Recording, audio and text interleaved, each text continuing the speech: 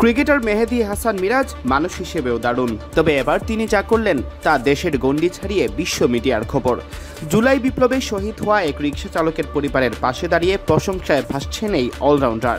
বাংলাদেশি ক্রিকেটারের মহানুভবতার এই খবর ফলাও করে প্রচার করছে ভারত, পাকিস্তান সহ বিশ্বের বিভিন্ন দেশের গণমাধ্যম।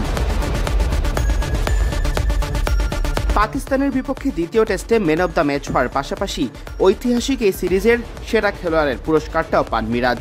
155 রান ও 10 উইকেট বাগিয়ে নেওয়া মিরাজ তখনই জানান তার সিরিজ সেরার পুরস্কারের অর্থ তিনি অনুদান দিতে চান জুলাই বিপ্লবে প্রাণ হারানো এক রিকশা চালককে।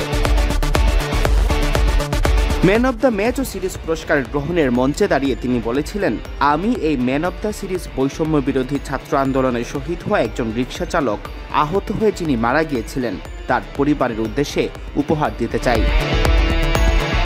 এরপর দেশে ফিরে মিরাজ সিরিজ সেরা হয়ে পাওয়া টাকা উপহার হিসেবে তুলে দেন জুলাই বিপ্লবে শহীদ হওয়া সেই রিকশা চালকের পরিবারকে।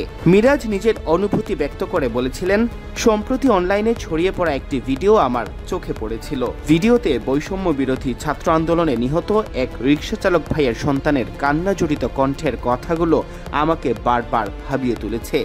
সে ভাইয়ের পরিবারের পাশে দাঁড়ানোর সংকল্প করেছিলাম, কথা দিয়েছিলাম পাকিস্তান সিরিজের ম্যান অব দ্য সিরিজের পুরস্কারের অর্থ তুলে দেব তাদের হাতে। অবশেষে পূরণ হলো সে লক্ষ্য, এই অর্থ তুলে দিতে সক্ষম হয়েছে তাদের হাতে। মিরাজ আরও বলেন, জানি হারানো জীবনের তুলনায় এই অর্থ কিছুই নয়। আমার এই সামান্য অর্থে তাদের জীবনকে কিছুটা সহজ করাটাই আমার সার্থকতা। তবে মিরাজের এই ছোট্ট চেষ্টাই প্রশংসায় ভাসছে ক্রিকেট দুনিয়ায়। তো ভিউয়ার্স, এই সম্পর্কে যদি আপনাদের কোনো মতামত থাকে একটু কমেন্ট বক্স খোলা আছে, কমেন্ট বক্সে কমেন্ট করবেন। ভিডিওটি ভালো লাগলে একটা লাইক দিবেন, চ্যানেলে নতুন হয়ে থাকলে অবশ্যই চ্যানেলটিকে সাবস্ক্রাইব করে নেবেন। সবাইকে অসংখ্য ধন্যবাদ এতক্ষণ আমাদের সময় দেওয়ার জন্য। পরিশেষে সবাইকে বাই।